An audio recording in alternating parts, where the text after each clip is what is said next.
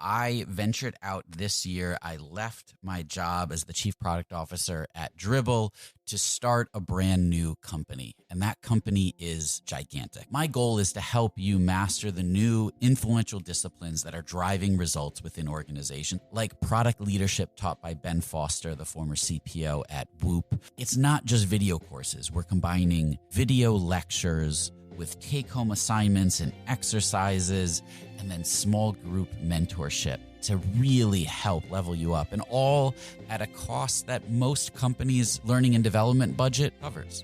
So if you're interested, go to gigantic.is, that's gigantic.is, sign up for a course, and I'll walk you through everything that you need to know. And if you enroll and let me know that you heard about this on Rocketship, I've got a special discount for you.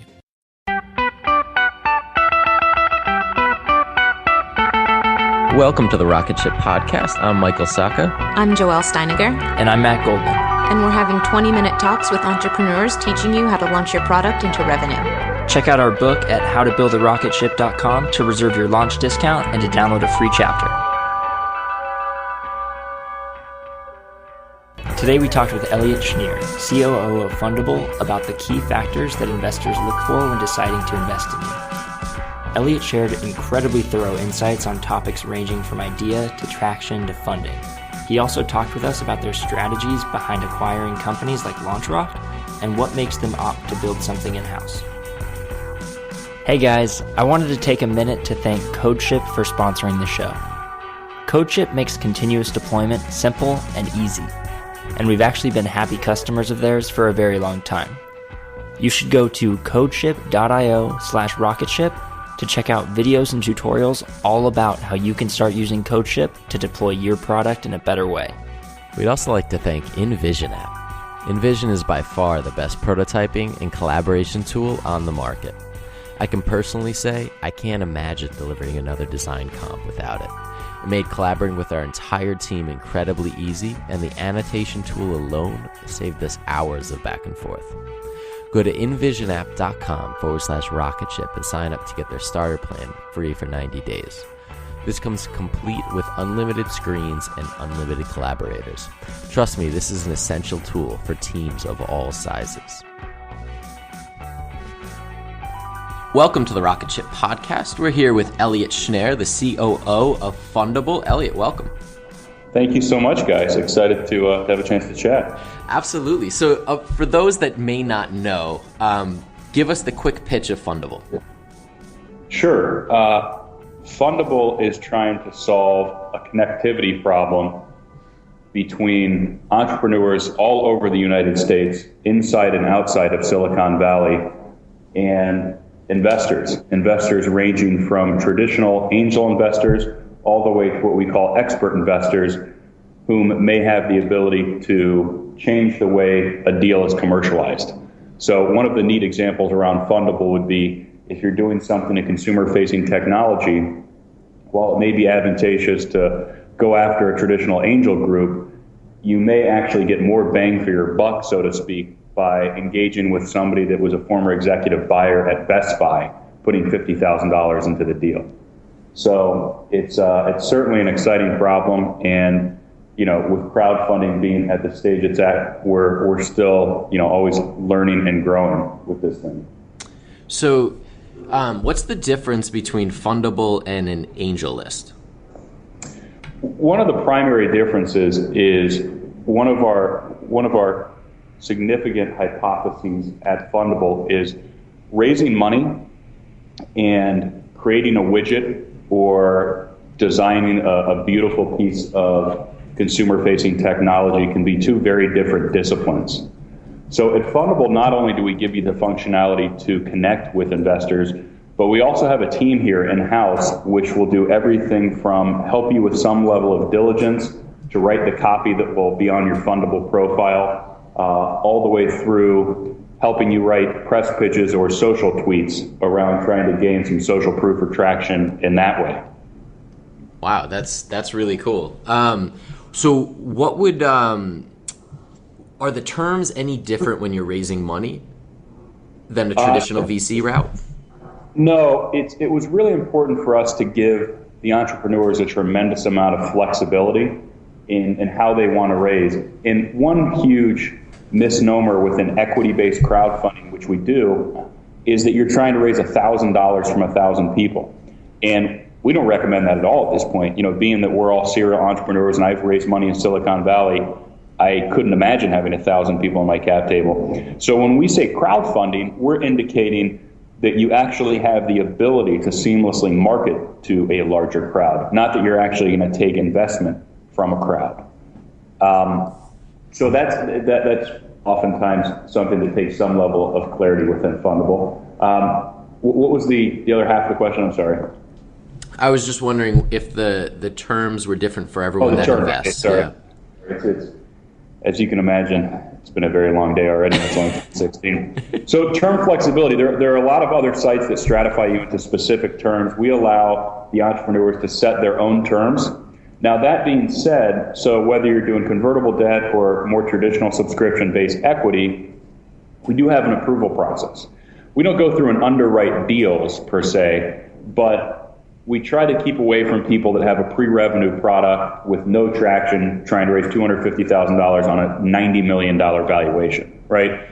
It's important to us because we really try to keep our entrepreneurs merchandising next to other great entrepreneurs, and oftentimes that's what's predicated what I think is probably the best investor population online right now, which is the fundable investors. Interesting. So how do you help match up the right investors with the right companies, or do you just expect that they'll kind of figure it out on their own? Yeah, we don't match. Anytime you match, you cross into the broker-dealer territory. So we don't act as a broker-dealer. We're simply the meeting ground, and we do have algorithmic-based information that goes out based on what the investor's criteria is coming in. So if you say, I'm looking for something in biotech in San Diego, I'll up to $25,000 investment, and that's kind of your geography, your industry, and your dollar amount, then you'll only see deals like that. The rest of it's really up to the entrepreneur. So unless they're going to get some type of algorithmic output, or they're lucky enough to have enough traction to be in our overall investor newsletter, it's matched algorithmically, not by us, pitching deals to investors that are on Fundable. And at this point, is it open for anybody to put their company on Fundable? Yes, if you're approved, yeah. And again, we're not underwriting the deal, so we're not asking you guys the entrepreneurs to present tax information or dig into your pro forma financials. But we do try to hold ourselves in a high regard. So we do have an approval process and we have an approval team. Do you see any trends as to when to go and raise money off Fundable? Like if I have no traction and I just have an idea, do you guys still see success in that, or are there certain metrics that that you typically look to hit? Well, here's what's cool. Because we're the biggest, we've either built it or bought it, whether it's LaunchRock or Startups.co or any of the other companies under our umbrella, we see about 15,000 deals a month. So 15,000 entrepreneurs engage us every single month, which is a pretty substantial data set. And we've got real humans here that are actually reaching out, taking people through a very dialogue-based funding diagnostic.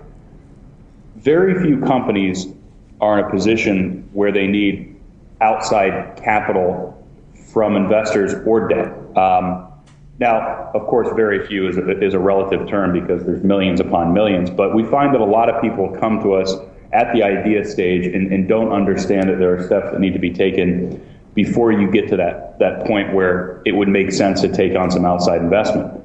I typically say when your demand, there's typically kind of a parity between demand and capacity.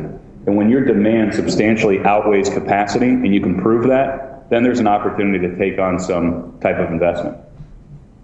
So in other words, if all of a sudden Best Buy orders 5,000 widgets and you don't have enough dry powder to build those things, well, that's an incredible time to go take on some cash. Or you've got some type of traction and you're trying to get to a milestone to prove just how big a market could be, but it's got to be fairly purposeful, right? nobody's going to put money into a deal just because they like you and they want to see you go out and validate an abstract idea. This episode is brought to you by Miro. So when I was at Dribbble, over the 6 years, there was one tool that we would always use when we were doing cross-team collaboration. Whenever the collaboration started to get complex, we would bring in Miro. It made it incredibly easy to align stakeholders across regions and time zones and definitely teams with ease. And we were able to do all of that while being a completely remote team. It also has integrations into Jira, Azure, Rally, a lot of the tools that you're using already for product management and engineering. So you can import tasks from them as native cards, and it helps you see the big picture. It also helps stakeholders to understand what work needs to be done. It was incredibly valuable. And then they even have an estimation app that gives you a clear understanding of the work scope, lets you identify gaps, and then it has the ability for you to set clear expectations for delivery, especially when you're working across functions. So your first 3 Miro boards are free forever when you sign up today. Go to Miro.com/podcast. That's Miro.com/podcast. Sure. So have you found anything that works for early stage valuations? I mean, is there a process that you go by when maybe there's not much revenue to base, a pre-money valuation off of? It's interesting, guys. It's like buying homes. In that way, you've got to be conscious of what's on the market and what, the numbers that deals trade at. And when you look at those deals, I'll quickly go through it as quick as possible. Our funding diagnostic is, while it's algorithmic, it seems a little algorithmic, it's really important. So when we look at a deal, we obviously look at the problem, the ability for the entrepreneur to distill that problem down, and then how well they can validate the pain around that problem. So how much does it hurt and how many people does it hurt, right? So obviously very important, with something like Uber, pretty easy to understand the cost benefit as well as how big of a population that could actually pertain to. When we look at the solution, we try to figure out, can this entrepreneur repeat this solution, right? Do they have a playbook to be able to deliver this good or service or technology over and over again? Can they do this at scale? So have they gone through the steps to understand, if this thing does hockey stick, they have the ability to, again, maintain that capacity and that deliverability at scale. Obviously, we look at traction. Traction is just, how do you quantify demand? How do you put a number around demand, whether it's users or channel partners or dollars in? Investors always want to see businesses hockey sticking. I know it's a cliche term, but people want to see proof that strangers give a shit, because it doesn't matter if your friends and family like it. It really matters if strangers actually like what you're trying to put into the market. The next is team, and team can actually impact valuation. So if you've got a team of serial entrepreneurs like myself and Will Schroeder and guys that we've worked with that have been involved in venture-backed companies and had some exits, oftentimes that will drive valuation. The other thing we look at on team is specific acumen to cause, right? So if you're doing something in cancer prevention, it's a hope that you'd have an MD, PhD in some type of oncology, right? We look at social proof. Social proof is who's around the deal or who's talked about the deal that matters. This is a great way to short circuit the diligence process. It's the rubber stamp approval for investors. So if I go in and I'm starting a shoe company, and one of my lead advisors that signed on the dotted line is the current chief marketing officer for Nike, has a big impact. Or if I'm doing a widget and it's gone gangbusters on Gizmodo and CNET and Core 77, people care about that. Third-party validation, and oftentimes those writers or those third-party validation sources are trying to speak for the masses. And then we also look at use of funds. So we like to see that entrepreneurs are out to chase down a specific milestone, whether it's through production, making X amount of widgets, or achieving some specific milestone like I'm going to have 10,000 users by X. So as we look at all of those different kind of variables within the algorithm, you kind of look at, one, all the boxes need to be checked in some capacity, right? In the second, are there any boxes that are just absolutely outstanding? So those outstanding boxes can sometimes change valuation a little bit, like, okay, you've got two guys that have sold companies for $100 million on the team, or you've got the CMO of Nike in the deal, or these guys have 22,000 users in 8 days. So anytime you get, again, an exceptional box in that checklist, it does affect valuation. But beyond that, you are pricing yourself against the market. So if you're a software as a service company that's specifically doing edutech in Northern Ohio, that came from Northern Ohio with an arm in New York, I would try to go see exactly how much money Decision Desk raised in the first round and the second round, get whatever intel I could on what valuation they raised at, which you know often will take a substantial amount of digging, and then price compare and see, you know, where does my house compare to their house, right? So some of it's very much market driven, and some of it, I hate to use the house analogy again, but some of it's what outstanding features the house may have. Yeah, very cool. I mean, that was incredibly thorough kind of breakdown. Yeah. So you mentioned LaunchRock before, and I wanted to find out a little bit more about how that deal came together for you guys. It seems from the outside like the perfect partner, but I'd love to hear a little bit more about how that came about. Well, I'll credit my partner and CEO, Will Schroeder, with getting that deal in our crosshairs. But, you know, we're all absolute serial entrepreneurs, and we say it as a joke, but our hobby is our work and our work is our hobby. This is kind of all we give a shit about is helping other startups start and grow. And between us, there are 4 founders of Fundable and 4 folks that kind of run the entire network of sites. We've done 30 startups. 4 have been venture backed. We've had 5 exits. We've been at this for a really long time. And being able to build a machine, as Will would say, that can build millions of smaller machines is absolutely our opus in this situation. And I want to take 1 second to kind of talk about what we see in market and what the big market problem is that we're going to spend the next 10 to 20 to 30 years trying to solve. Here's what's going on. I mean, podcasts like yours fundamentally didn't exist 10 years ago. Okay, when we did an event in Columbus, Ohio, where Fundable sponsored Alex Ohanian to come in and speak on Ohio State campus, and if you would have done that when I was in college, 5 kids would have showed up. Well, 1,700 people showed up to go see this guy speak about entrepreneurship. Times are changing, so there's huge cultural. There's a lot of cultural momentum around becoming an autonomous entrepreneur. So on one side, you've got, holy shit, a bunch of people in the population actually care about becoming an entrepreneur. People want to escape the cube and chase down their idea. And then on the other side, dating myself again here, but cost of prototype, in the 90s was really expensive, right? So, being able to code HTML or being able to code in general was like a dark art. Now, the ability to prototype, whether you're doing a widget using 3D printing or you're doing a web or mobile app and you're, outsourcing the development or finding somebody or learning PHP online, you can prototype pretty cheap. So the net result of that, the two kind of confluence, the two in-market factors is a shit ton of ideas, right? And a lot of good ideas too.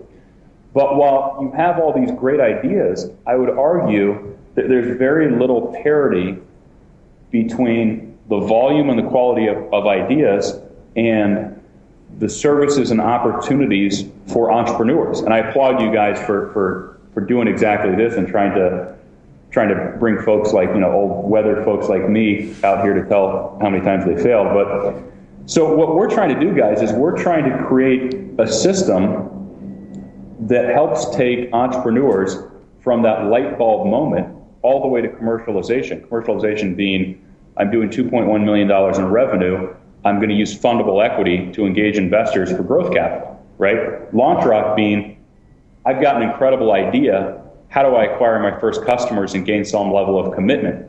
And we've got products that sandwich in between there as well. So by giving entrepreneurs some path and then some precedent going forward on, holy shit, I have a good idea, then what, is the huge in-market problem we're trying to solve. And as I said, it may take 10 years, 20 years, 30 years, who knows? But God willing, if we're healthy, we're going to keep trying to chase this thing down and solve that problem.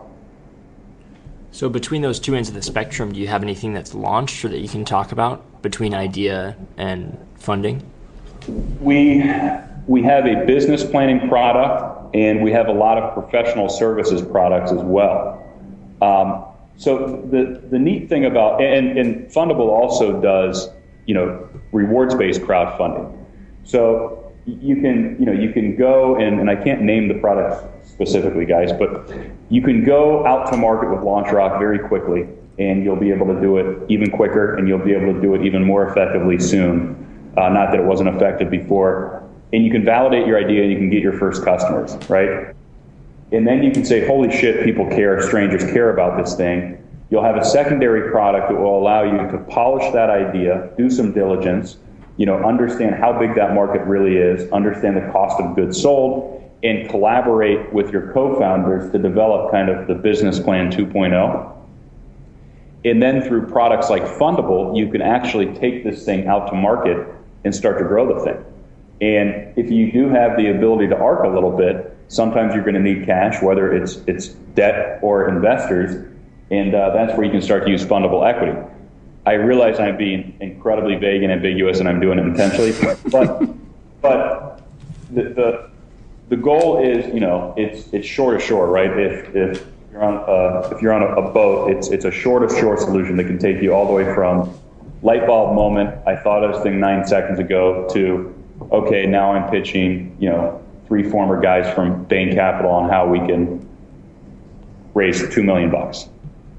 But as you guys know, if you say, if you, like every other young person's going to do or old person's going to do, I have a great idea. If you go into the blinking cursor of Google and you type that in there, you're going to either end up at sba.gov, and it's going to give you the VCR instructions on how to raise money. I love small business lending, but the instructions are an F. Or you're going to go down some rabbit hole of a bunch of vague, archaic ways around how to go to market, right? There should be a system, and I think we're trying to create a system. And because things, not to use buzzwords here, but because things are so incredibly social and connected, I think there's finally actually an opportunity to systematize this a little bit. There wasn't before, right? Because just not enough people were online and willing to trust and transact online, but we're kind of there. Yeah, absolutely. So to get through this roadmap, how do you guys decide what to build internally and what to acquire? It's a great question. LaunchRock did something you rarely see any web company do. They cracked the Da Vinci Code. They created true viral organic growth. And to the founder's credit, Jameson Detweiler, it's a very, very hard and rare thing to actually get done. So LaunchRock is almost, as you guys know, become like a speakeasy for entrepreneurs. You don't go online, the internet is not plastered with LaunchRock ads. And if you're Googling, I have a great idea, you're probably not going to see LaunchRock come up. LaunchRock is Startup Weekend certainly has done a great job of distributing LaunchRock, being that LaunchRock was a Startup Weekend company. But beyond that, it's entrepreneurs that are distributing this LaunchRock product to other entrepreneurs. So when we can find incredible opportunities like that, we buy them, right? Because that's just an incredible, it's a really, really hard thing to duplicate. But we've been churning out and building websites for so long that if we feel like it would be more advantageous from a resource perspective or a cost perspective, for us to build it from scratch, we build it from scratch. So I guess the short answer to the long question is, when we spot unicorns in our eyes, like LaunchRock, we will go try to get them in our stable. But otherwise, we generally build ourselves. All right. Yeah, that makes a lot of sense. And it's actually interesting to think of from the opposite side, too, when you're building a company to potentially be acquired. What attributes do you want to have as a company? So, that's really interesting to see from the inside. So, Elliot, thank you so much for coming on here. We really appreciate you sharing all of this knowledge with us. Tell us, where can we follow you and Fundable online? So as far as Fundable goes, I think, the Fundable blog, while it hasn't been, I'm not sure when the most recent update is, obviously with the acquisition of LaunchRock, and we're doing some other really exciting things that you will hear about soon in market. We haven't had as much time as we'd like to maintain the Fundable blog, but follow us on Twitter. Obviously follow us and jump in on Facebook, and then go to Fundable proper to get a better idea of what we're doing. The good news is, as these sites merge more and more, especially LaunchRock and Fundable, a lot of the content that we're going to distribute will be distributed to the entire population. And our content, and maybe this is coming on, maybe it's not, but it's no bullshit content. It's, we've been there and done that, and we are authentic in the fact that we want to help other entrepreneurs. So, and again, I hope that kind of comes off as we distribute content going forward too. Awesome. Yeah. So thank you very much. And Thanks, Elliot. Thanks, Elliot. Absolutely. Okay, guys. Thanks so much. Bye. Thanks for listening to another episode of the Rocketship podcast. If you haven't yet, pop open iTunes and subscribe to be notified of future episodes. We have some really great ones lined up. And while you're there, leave us a review. We really appreciate each and every one of them.